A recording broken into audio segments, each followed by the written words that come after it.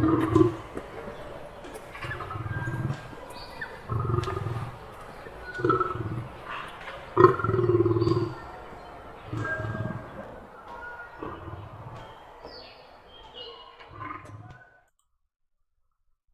right, welcome back. I posted in the newsroom an uncensored video because I can't keep doing this, and if I want to rant and give my opinions about news events and everything, our overlord censorship, it's just my channels aren't growing, so there's no motivation for me to keep making videos. And the more videos I make, algos are going to pick up on more. So from now on, I'm going to start posting that stuff in the newsroom, which is free. The link is below the video for the free newsroom. So there you can find uncensored videos about me ranting and raving and just uncut, unfiltered. All right, guys. Now, for the videos I'm going to make for my channel, it's going to be more about TA and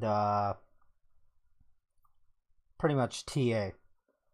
I'm going to try to stick to that, and some economics. I'm going to have to watch what I say, though, right?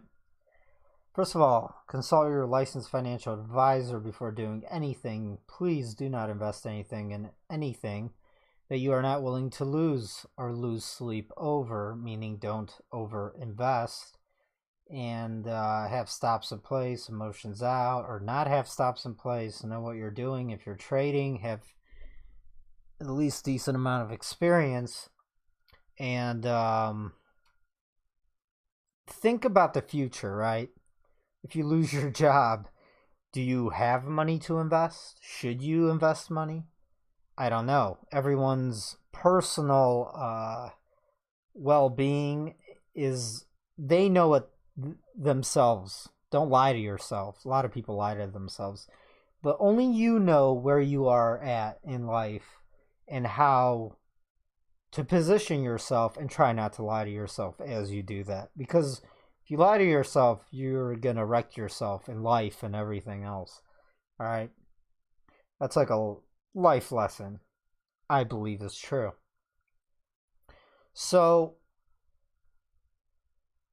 well, the mining stocks, I mean, they've been rallying and ripping higher for the past couple weeks, and over a longer stretch of time, I mean, we're massively up.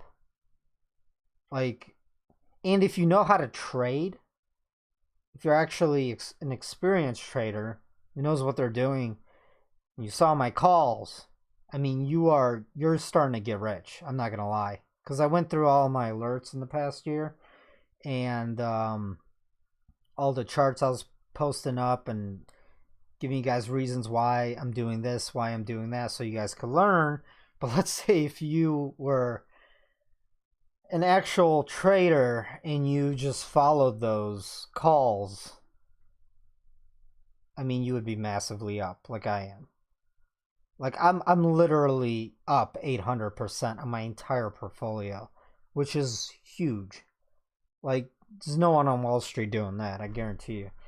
So, and that's with me screwing up. I had a huge screw up because I did not see the mining stocks crashing right before they did in March, because gold was looking so strong. And I'm like, okay, it's a pullback. It's just a pullback, maybe a correction, but it's not going to be that serious. And then the margin calls hit, and all the mining stocks dropped like 60%, something like that. But then they recovered very quickly within 2 weeks. But I didn't hedge. Well, I did hedge in a way because I shorted the market, and that saved me, and I even came out on top. But I wish I would have hedged all of my leveraged mining ETFs, right? Anyways, let's talk about something, because I do want to get something off my chest. Because, listen, you're not going to ever, if you're new to like investing, or even if you're not new to investing, but you're new to trading and you think you can somehow create a career out of trading, like out of nowhere, I have some news for you, because I'm not here to BS you like most people are on. Pretty much most people BS other people. You see those commercials. I have a great strategy. I have a great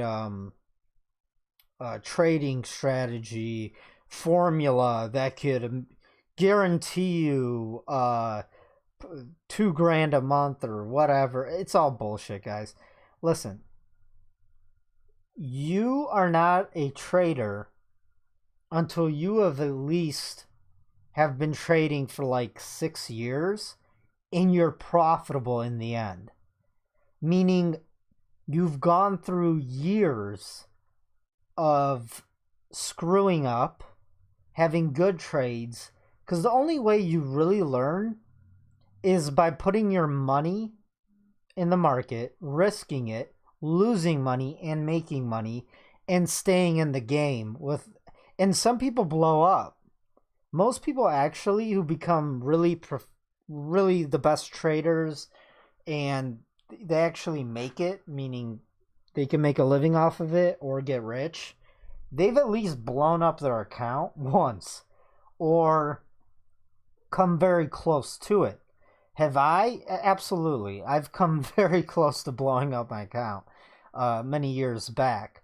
I once took a 70% drawdown and almost blew up my account, but my account wasn't so big that I couldn't feed the margin calls. So I was eating ramen noodles and like throwing all of my money from a business I had, and I even had a job. I was just throwing all my money into my brokerage account to not let it blow up. And I had to do that for a very long time, like 4 months or something. And it was pretty bad. It was horrible. But I came out and I didn't blow up my account, and then it rebounded, and then I kept trading and I rebuilt it, right? So until you go through something like that, it's gonna happen to you at one point or another. So thinking you could just jump into trading and making a living out of it like the first couple years or something, that's extremely unrealistic. There's that one guy who just became super famous, the Barstool guy. He just started trading. That guy, he's gonna get wrecked if he hasn't already. Yeah, he's going into it rich. That doesn't mean you're gonna come out of it rich. All right. The best thing to do when you start off trading, and know the difference between investing and trading. There's a big difference. Investing is you buy and hold. Okay? And the only reason you look at the chart is to buy the pullbacks and the corrections, because when you're investing, you're invested in a large bull market or macro trend, kind of like a super cycle. So what I'm trying to say is, a good example would be you started investing in 2009. Your overall because of fundamentals and macro trends, and because of what the Fed's doing, you knew that you have many years of equities going up.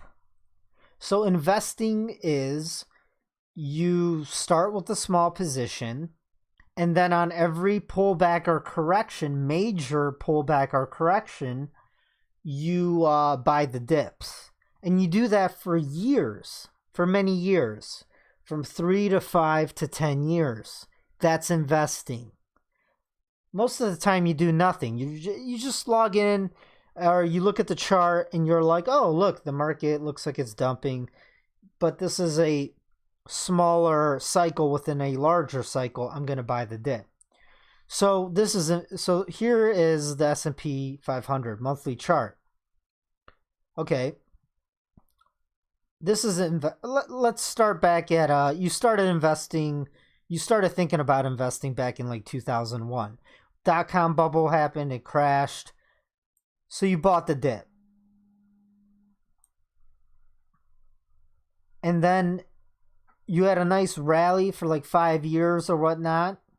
You might have thrown in a little money on all these small dips, but most of your money's going into savings. And then you get a large correction in 2008, a crash. Okay, then you buy that correction. This is a correction in a macro sense. This is a multi-decade bull market, right? So you buy here, buy here. This is investing, not trading. You see another correction back in 2015. You buy that as well. And in the long run, your portfolio is growing tremendously. You also buy the dip back in 2018. And then I have to take that all away because you can't see it.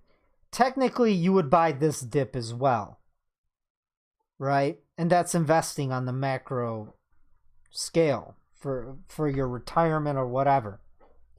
Of course, the problem with all of this is it's a bubble, and one day you might buy the dip and it's going to go up, but then what if it doesn't make a new high and it actually does crash?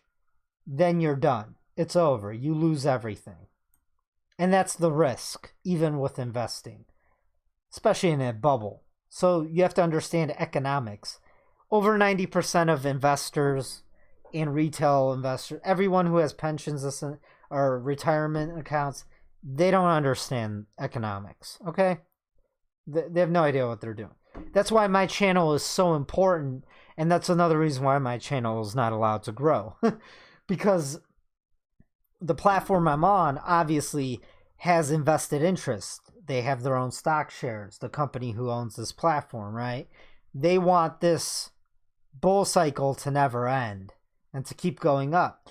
And it might keep going up for many years from now, but that doesn't mean if you sell those stocks, you're actually in profit or in gains, because inflation might end up being higher. So when you go to sell, not only do you have to pay taxes, but you have to deduct the inflation in the real world. And adjusted for all that, you're not making money. It's like a huge illusion. It's smoke and mirrors. And that's what I'm trying to warn everyone about. Okay. Another thing I want to show you guys or talk about. Let's go to a weekly chart. Okay. This is a monthly chart. If you do not understand price versus time, then you have no business investing or trading, especially trading. If you do not understand time versus price, price is the y-axis. The x-axis is time. The candlesticks is also a time horizon. This is a monthly chart, so 31-day chart. Every candlestick, these little freaking rectangles, that's an entire month. If you do not understand that, then unsubscribe and go somewhere else. Here's a weekly time frame. Every candlestick is a week. It's a week, okay? You have to, this is basics 101 of investing and trading and price versus time and analysis. If you do not understand these things, there's no hope for you. I don't know what to tell you. Okay? This is a weekly chart. Every candlestick is a week. Some of you have a hard time understanding. Some of you don't even know the difference. And this is for the private members, really. If you do not understand the difference between a dip, a pullback, a correction, and a crash, then you're just lost. I don't know. It's like you're blindfolded. So on a weekly chart, hold on. On a weekly chart, Let me give you an example. See this? On a weekly chart, this is a dip. These are dips. This, because of the velocity of it, was a crash because it happened so quickly. But on a monthly chart, if I zoom out on a monthly chart in a larger time frame,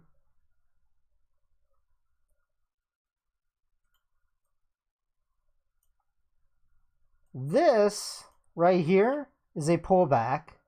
These are nothing. It's not even a dip. And this is just a correction. This wasn't even a crash on the monthly. So technically, the stock market didn't really crash, but it did on the weekly, but it didn't on the monthly. If that makes sense. Let's do another example of this. Let's go to the daily. Okay. So if you can see my cursor, this is okay, hold on, let me zoom out, clear this up so it's not as hard to see. All right.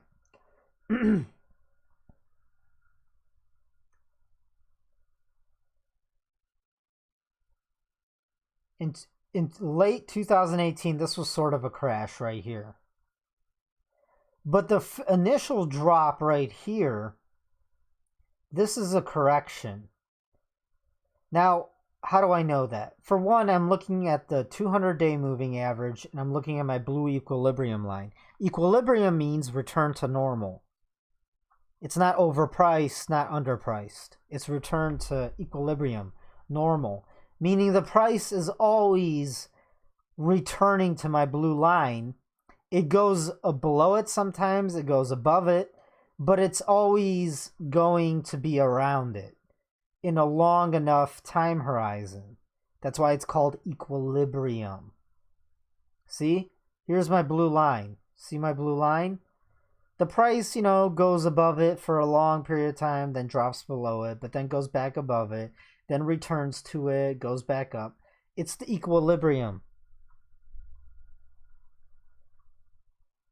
So the moving averages help me determine what kind of correction we had, or what kind of return to equilibrium we had. All right. See these little, so this is a pullback, but once it broke below my blue line, it's called a crash. Well, no. Okay, so once it pulls back to the 200-day moving average, that's like a correction. Or no, a pullback. Then it hits my blue line. That's a correction. Goes below my blue line. That's a crash. See these little drops right here? These are pullbacks. Boom, correction. This was a correction. See, and then it rises. These little dips right here, these are dips. Not a substantial pullback. It's a dip. It's just dipping. This right here, that's a correction. It went all the way, it fell, and the velocity of the fall was pretty extreme, and it fell to the blue line. That's a correction. You have to know the difference. This right here, correction. If we zoom in, this right here, this is a pullback. It only fell back down to the 52-day moving average. Right here, it fell below it, fell to the 200-day moving average. That's a correction. Right here, it fell to like the 14-day moving average. That's a dip. That's just a dip. Do you understand? So this is a dip. This is a pullback. This right here is a correction when it falls to the 200-day moving average. Falls below the 200-day moving average and falls below my blue equilibrium line, that's a crash.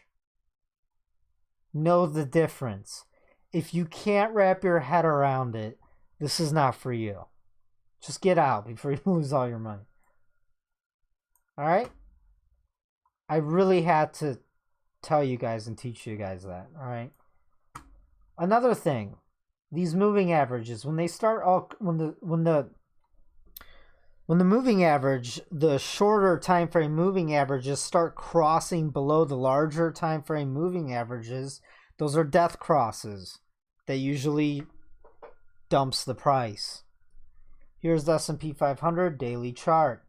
We have shorter moving averages, shorter time frame moving averages starting to consolidate right here. Now they're consolidating. They could go either way, meaning because this is falling, but it's not falling. It's starting to level out. If the price dumps, then these moving averages start crossing each other to the downside, and that's a death cross. But because we have the plunge protection team and we have endless money being printed, they're trying to get the moving averages to start trending back up, meaning that would pull the price back up, TA-wise at least. I also see a huge greenish Ishimoku cloud here. Now that doesn't mean that we can't get a pullback and then higher prices, okay? Now, what does that mean? Does that mean tomorrow? Does that mean next week, next month? Most of the time, you don't really know. You just kind of have a roundabout idea. And then later in the future, you kind of keep looking at the chart, getting more evidence, more news events, this and that. And then that determines when you pull the trigger to take profits, to put on a hedge, to short. And it's not easy. It's not for everyone.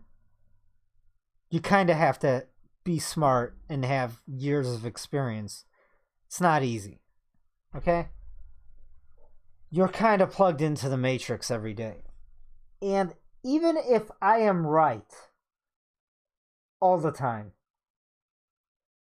but you don't understand what I'm saying, it's useless to you. And I just have to say that. All right.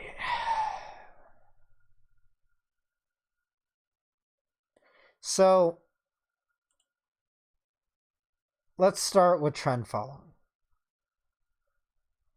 And the trend is your friend until it's not. I know.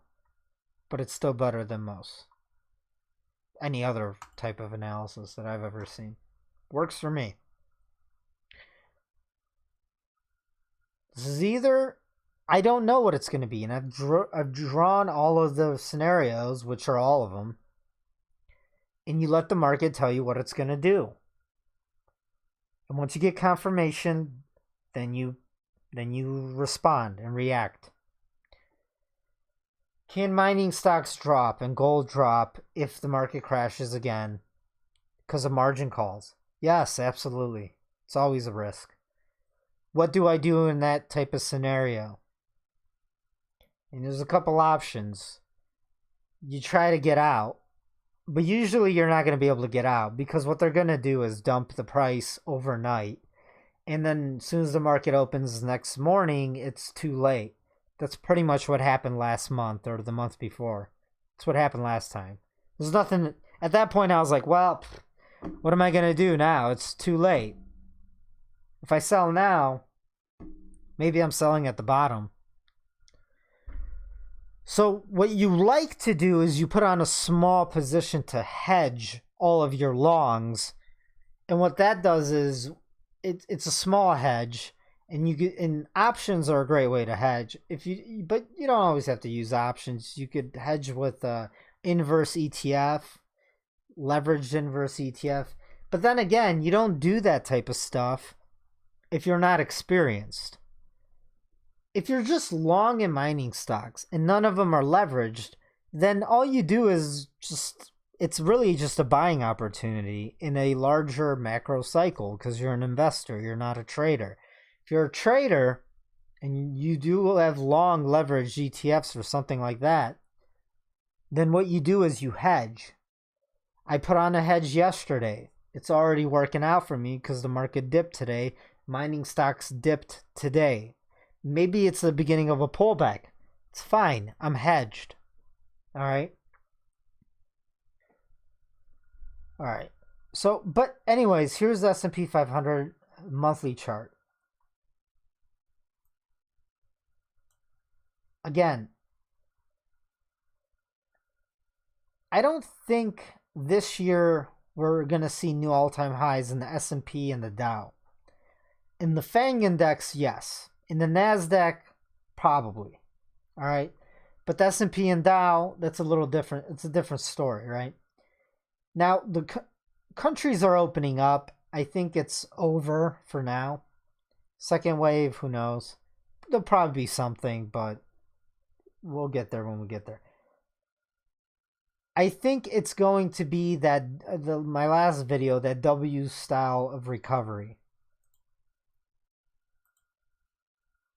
So it's kind of like this, right?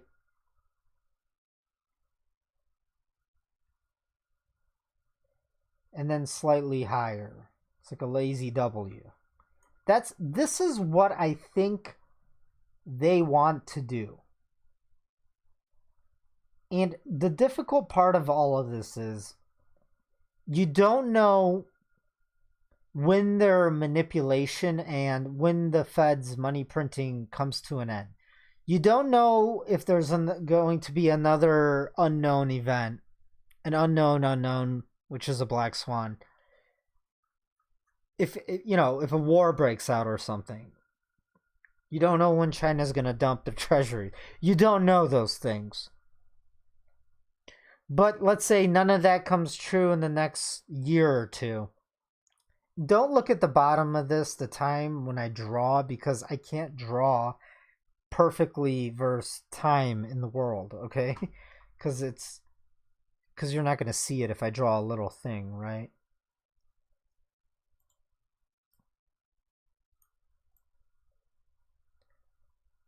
But I'm saying, I'm just drawing you guys something. It doesn't mean it's going to go out to 2023. Here, let me draw it again.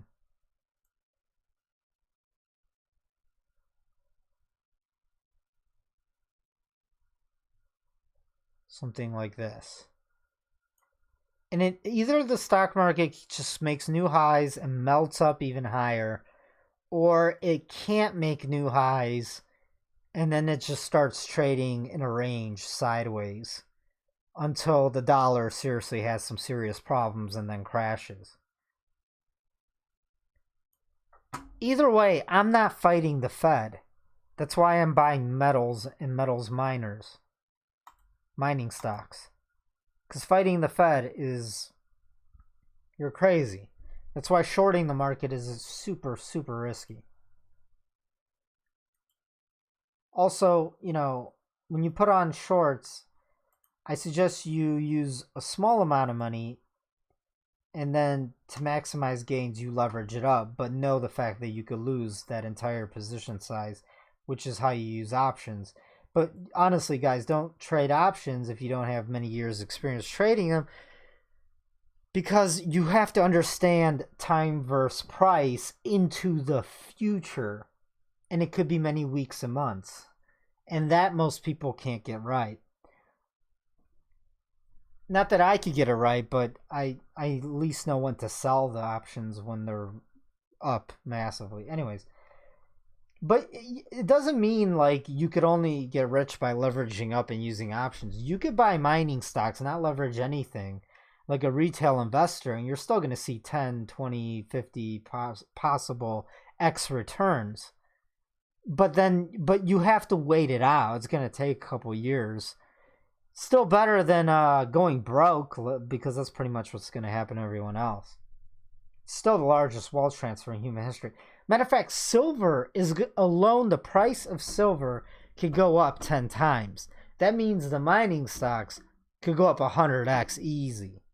But you got to be in the right ones. They're not all, well, all might go up, But I'm saying in the end, you still want to be in the ones with the best fundamentals, best geographic locations, best business type models. Uh, there's types of mining stocks out there with a lot less risk, but a ton of upside potential because of the way the mining stock business is structured. Okay, and then you have to look at like Katusa said, swap lines, geographic locations, and I knew all this before I started researching and all that. It's pretty common sense actually. All right. What else do I want to show you guys? So so what's going to happen with the markets? Okay, well, this is a monthly chart. Let's go to a daily.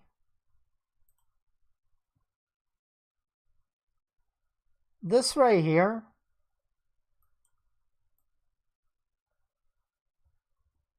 this is a pretty nice bull flag. Well, actually right here, this is a rise. This is a symmetric triangle. It's kind of like a pennant, but also kind of a bull flagish looking thing.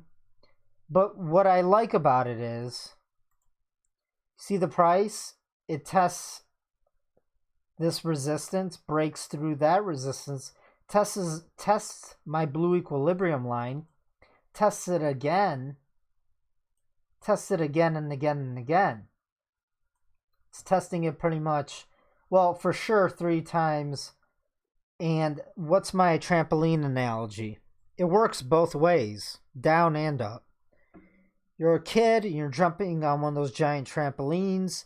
Let's say you poke a little hole in it. Maybe there's a rock in your shoe. You jump on it again. The hole becomes larger. It rips more. You jump on it again. It rips a lot. And then the third or fourth jump on the trampoline, you fall right through. Well, that works up and down. So this is the trampoline, right? The hole, we poked a hole here. It's becoming larger. Now it's huge. If the market goes back up again, it's going to break through it and it's going to rise. So this is a daily chart. I expect to see some more upside. On the S&P at least. Now, of course, there's resistance. For one, we have the 200-day moving average. We have the 100-day moving average. And, it's right up here. It's very close. It's like around 3,000. If we break through 3,000, we're definitely, I feel like, going to test 3,000. Maybe this week or next. And then if we break through it, we could rally up to the 23.6 fib retracement at 3,100. But I think once we get up there, I think we're due for a serious correction or a pullback. It's either a pullback or a correction. I don't really know. We'll see. I already put on my position to profit off of the market going down. I like to be a week or two early to those. So yeah, that position will not make me money. It will lose me money for a week or two, but I don't care. I would rather be early than late, especially when you're doing options or something like that, right? Because of the premiums when you're buying them. Because when you're early, then you get the best prices and the cheapest prices on options. But if you're not using options, you still want to be early because, again, sometimes something happens, news event, and then it happens sooner than expected because nothing's ever for sure with markets. But I do expect a pullback or a correction. At least a pullback back down towards 2,800, 2,700, right? Or even to 2,600. 2,600 would be great. And that's probably next month, sometime in June.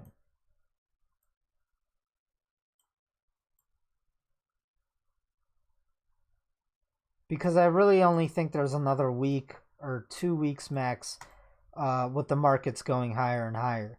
and then a pullback. This would be a pullback in the grand scheme of things. Unless it really goes further back down to the 78.6, I would say that's a correction. But I'm expecting a pullback. They won't let it fall that low. And also, that doesn't mean the market's going to crash or anything. It's just once the price right here stops and then rebounds,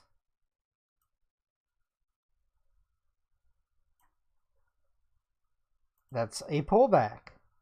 Nothing more, nothing less. And then what you do is you wait to see if you make a new high or if you start trading range bound and it starts consolidating.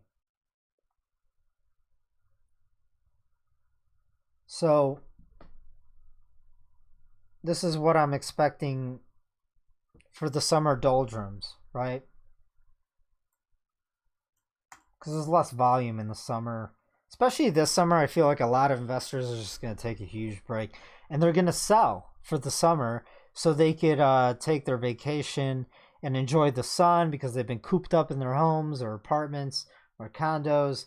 And they're probably going to take a break and they're just going to sell.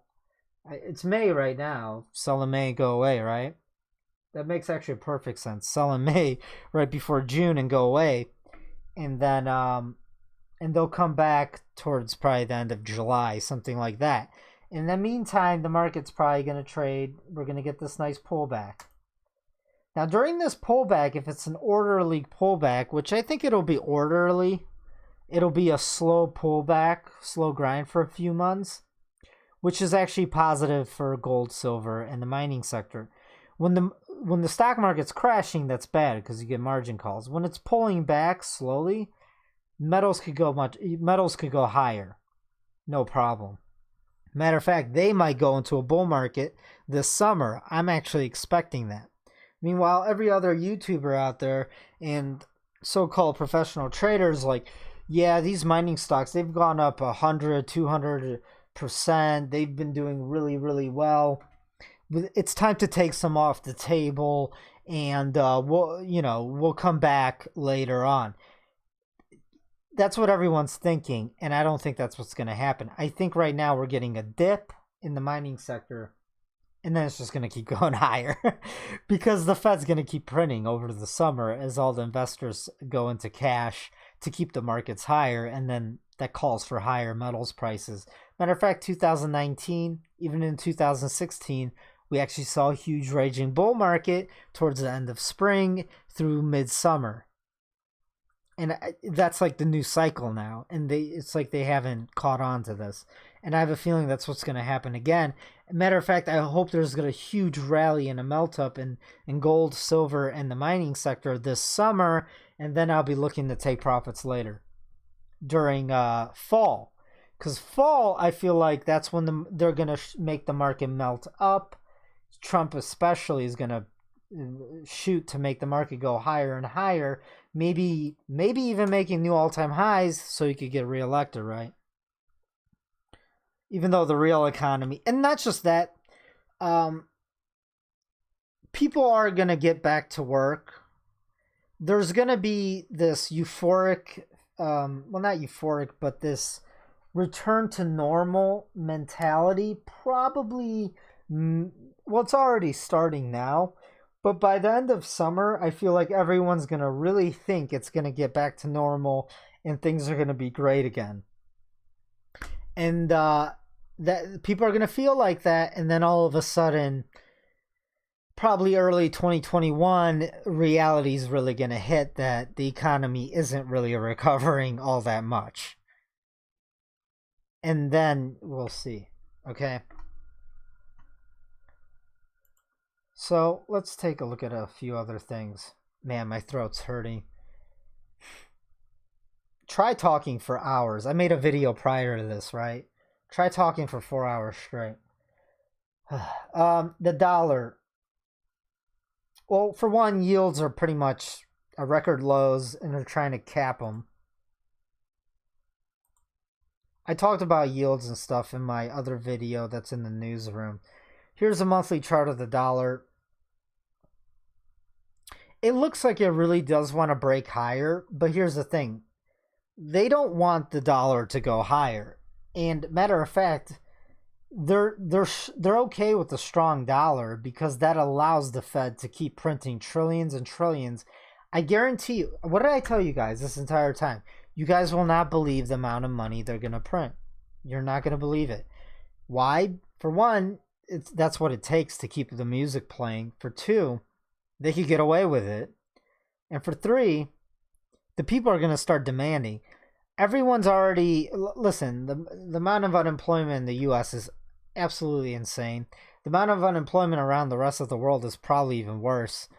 I don't know, but because we don't hear too much about it.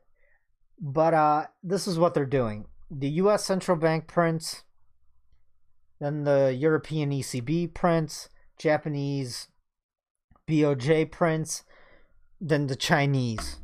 And what happens? They take turns.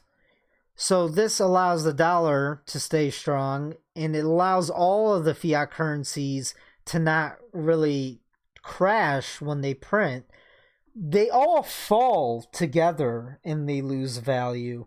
But because they're all doing it and they're taking turns, it sort of gives them more time and the more ability to just literally print trillions and trillions. It's insane.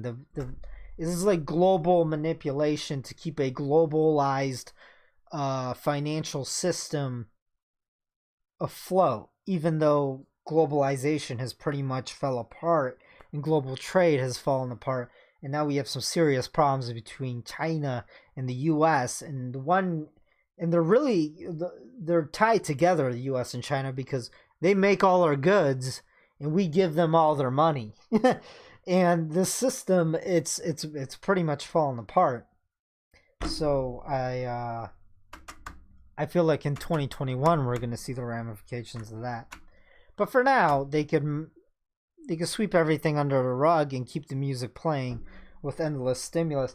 Also, the people see, everyone notices that, Wall Street got bailed out, the banks got bailed out, and, the Dems are just trying to pass a $3 trillion stimulus package.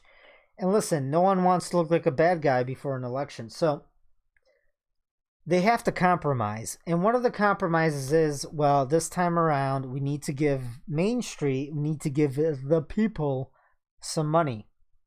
I just tried to sound like Bane, and it didn't work out. For you, the people, when they need to give them some money. Because, for one, what the central banks are doing is not raising the velocity of money within the economy. So the only way to do that is to literally give helicopter money to the people, to the peasants, who just got $1,200, which covers nothing in the U.S. So to raise the velocity of money, to get things juiced and moving again, to get the gears grinding within the economy, they're going to send out more stimulus, I guarantee it. And again, that's the only way the people are going to accept all of this power grab, centralization, and clown show that's going on. And, the village people don't grab the pitchforks and torches. So they're paying them off. But the peasants don't realize that they're going to pay for this very soon in the future through inflation. All right.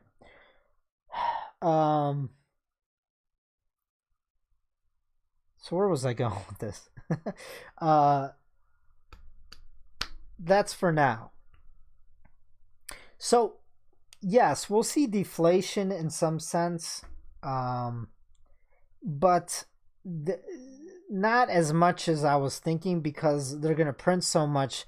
It's going to prop up home prices and car prices probably for a little bit longer. They're going to fall, but instead of falling like 60%, they've only fallen 20 to 30%.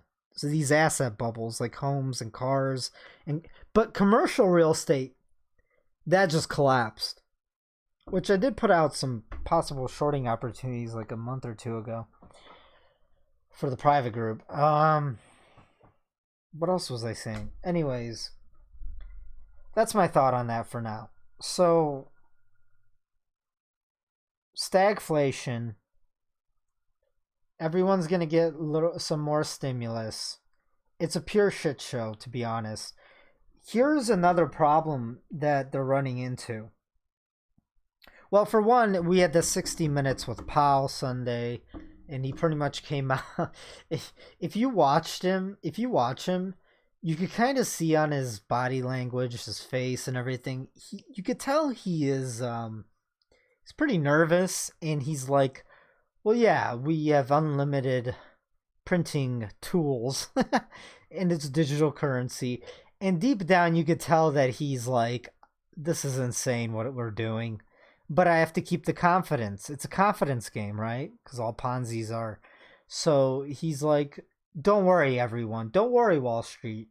We have unlimited power to keep the music playing. That's pretty much what he's saying. Until the debt matters and the inflation shows up. When the inflation shows up, that's when their tools no longer work. It won't matter how much they print because the prices will just keep rising and rising of everything. So will the debt. And then it doesn't matter because everything just starts falling apart. And people can, you understand, as inflation rises, people stop shop. Well, for a while, they buy as much as they can, but then eventually, because inflation starts running away so quickly, people stop. They can't afford other things. They could only start affording food in the end. Anyways, yeah, I'm done with that.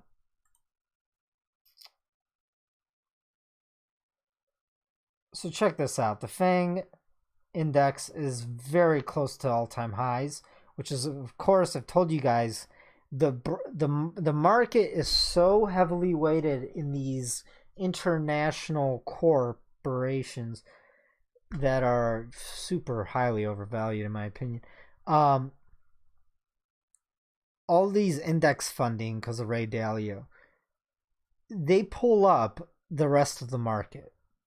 But when Apple and some of these big ones fall, they're going to pull down the entire market. And that's a damn shame because we definitely don't have free markets. And I talk about that, what it really is, in my other video that I posted in my newsroom. Nasdaq, also very close. It's on the left top corner. Is very close to its all-time high, which is insane. So let me show you the Nasdaq and the FANG index real quick. Here's the Nasdaq weekly. It's on a 7 count. So 2 more weeks of upside on the Nasdaq. According to the TDI indicator. I give it to my private group members. It's free. You can find it if you want. The FANG index on the weekly is also on a 7 count. That's why I already started hedging, and not hedging, but shorting the market by going long with an inverse ETF. I started off with a small position, then I'll add more as we get closer to the 9 indicator. A 9 is a sell indicator. So possibly, but look, we had a 9 sell last week, but it didn't work out because this candle's already trading above it. They don't always work out. It worked out here though. Check this out. Worked out perfectly. That's why I was able to time the market crashing a few months ago. It was very easy, to be honest. I don't know how everyone didn't see the top. I saw it. Anyways, 2 more possible weeks of upside on the FANG index here. So I'm already going short technically in anticipation of the market. But anything could set it off to fall earlier than the 9 count. All right, I always like to be early to any move and every move. Now, so it doesn't matter where the S&P and the Dow Jones are because I know that the FANG index will pull them down. That makes sense. Okay, I've been talking for 45 minutes. All right, here's the euro versus USD. I'm just keeping track of this, guys. Looks like the euro's getting some buying here. Although here's a long-legged doji that's usually bearish for the long term, but this is also a monthly chart. I think by the end of the euro's going to definitely revisit the 1.04 versus the dollar. Meaning, again, that's going to give more room for the Fed and Powell to keep stimulating. But again, I said they take turns.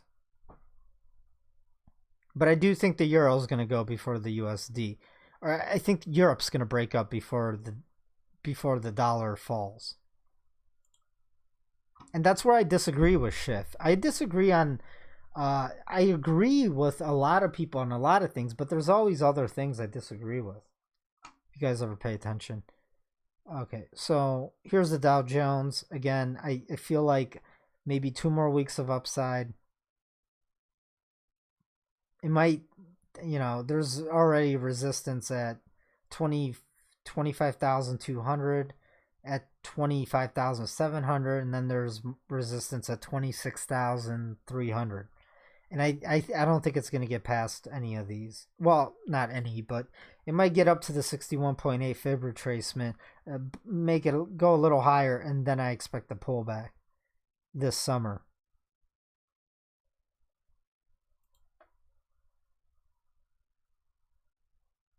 What's this? Okay, never mind. So I have an awesome chart I want to show you guys. I do want to talk. Okay, so here's the Dow Transports. Look how weak it is. Again, it doesn't justify this V bottom reversal everyone is expecting. So I do expect. So essentially, what I'm trying to say is, for now, this was a awesome rebound in the markets. This is the S&P 500.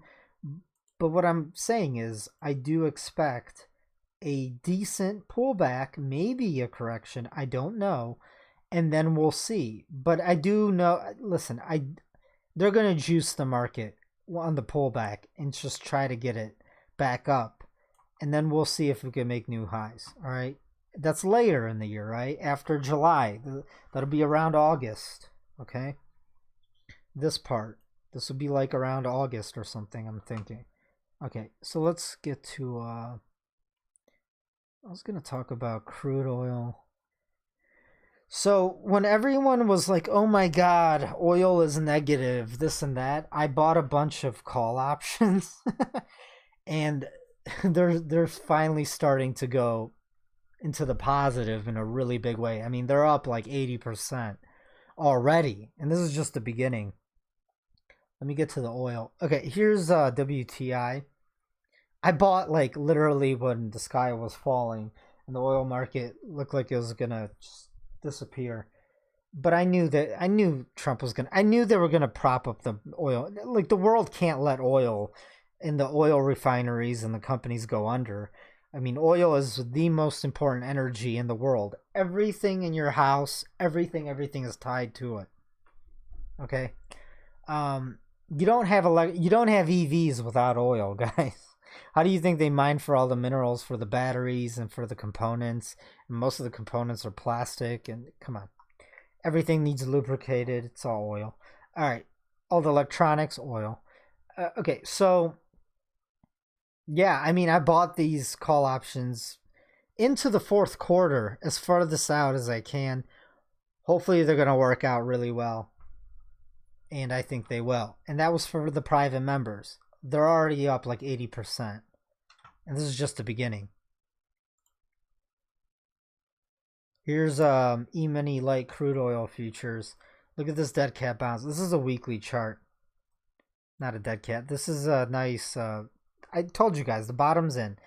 Now, there's going to be resistance at around 55 on the E-mini light crude oil futures. QM1. But there's a long way up. And by the time it gets up there, my options are going to look awesome. I even bought some into July, my very first buys. And I'm not saying now is a good time to buy. It's up to you. Consult your financial advisor. If you're a trader, this was Tesla. I wouldn't buy it, but I did notice those are head and shoulders. I'm just showing you guys this pattern. This pattern right here. Now, the price does have to get back up to 866 to make a neckline. But whenever you see a head and inverse head and shoulders, it usually means you're going to get a nice breakout.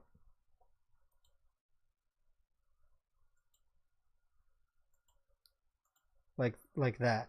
So you see this? Shoulder, head, shoulder, breakout. I'm not buying it. It's not worth it. The stock's already $800. Cost a lot.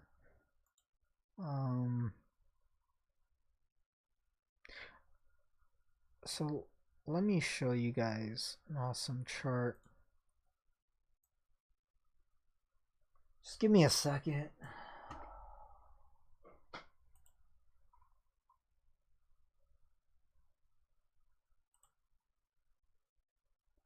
All right, here's silver, the spot price.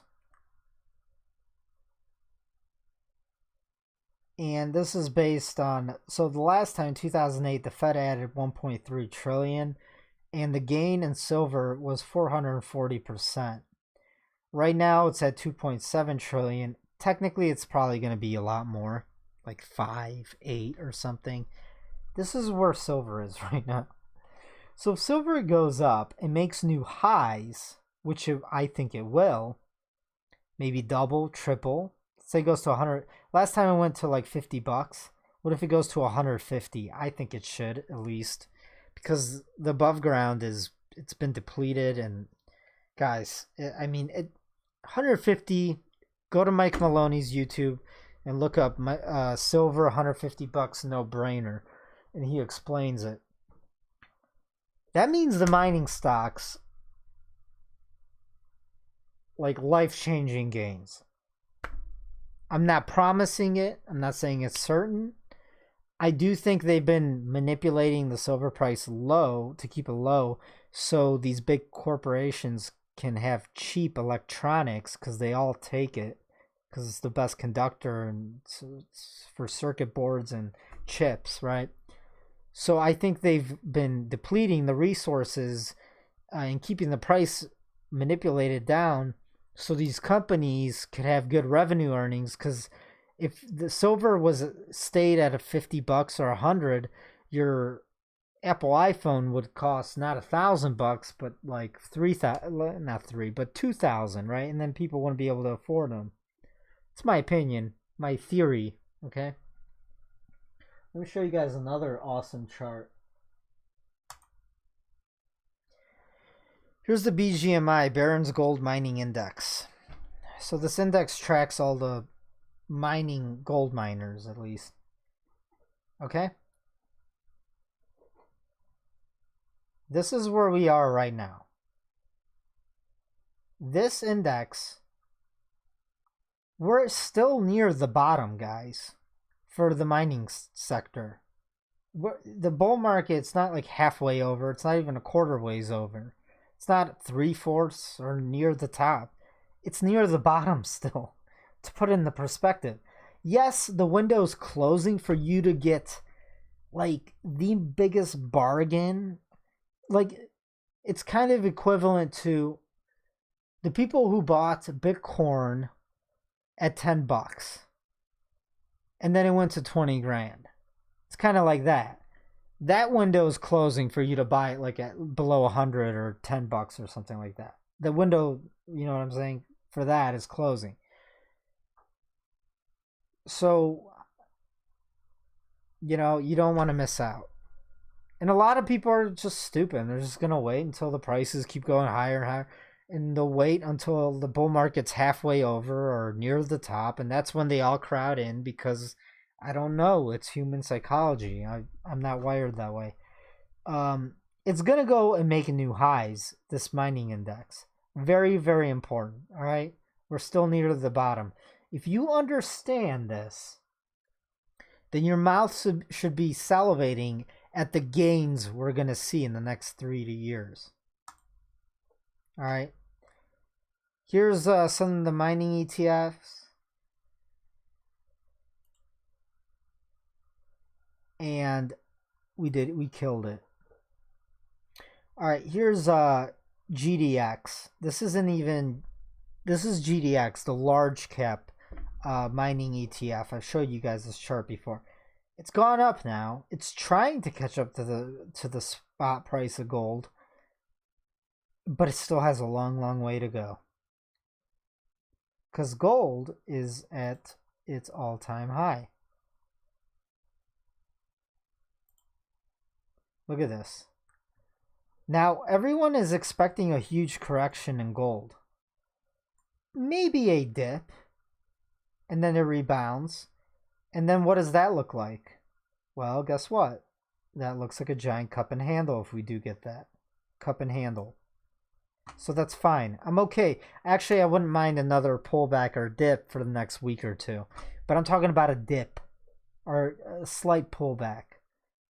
Maybe back down to 1700. At the worst, like 1660. I'm going to look at the price again. Don't worry. But if it does do that, that's absolutely fine, guys. I hope it does so I could accumulate some more. And then midsummer, we're going to see a huge rally in the miners. By the way, as long as gold is above 1700, I think the mining stocks are going to rally anyways, even if gold pulls back because of their earnings and the fact that smart money's already buying. All right. Okay, so that was GDX. Let me show you GDXJ. Let's do a comparison. GDXJ is the junior mining ETF. Now, there's better ETFs than these. These are just the common ones everyone knows about. Here, let me make this, I'll make it yellow. The GDXJ. Actually, I'll make it green. Come on, it's not showing up. There we go.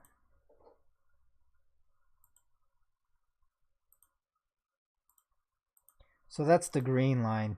These are the junior caps. So there's always more upside on the juniors than the large caps because of the market cap, and higher the risk, higher the reward, right? But there's more room to grow for juniors than large cap mining companies. That's all the way down here. Okay, so look. Let me draw. It's down here. Okay, so the last time the price of gold was at, let's say, 1770, the junior mining ETF was at $60. Right now it's at no. It was at $153. So GDXJ was like around $153 the last time gold was around 1770. Right now it's only at $23. So it needs to do a substantial multiples of itself, like a 500% rally, something like that. Of course I can't do. So it has to go up to $153 right now to catch up to the price of gold. And that's an ETF. ETFs don't perform as well as individual mining stocks, which I focus a lot on individual mining stocks. So the ETF has to do like a 5x to catch up with the price of gold. Some of the individual mining juniors will do 10, 15, 20x moves. And then what if gold actually goes even higher this year and starts making new all-time highs, which I believe is very possible? Why is that? Well,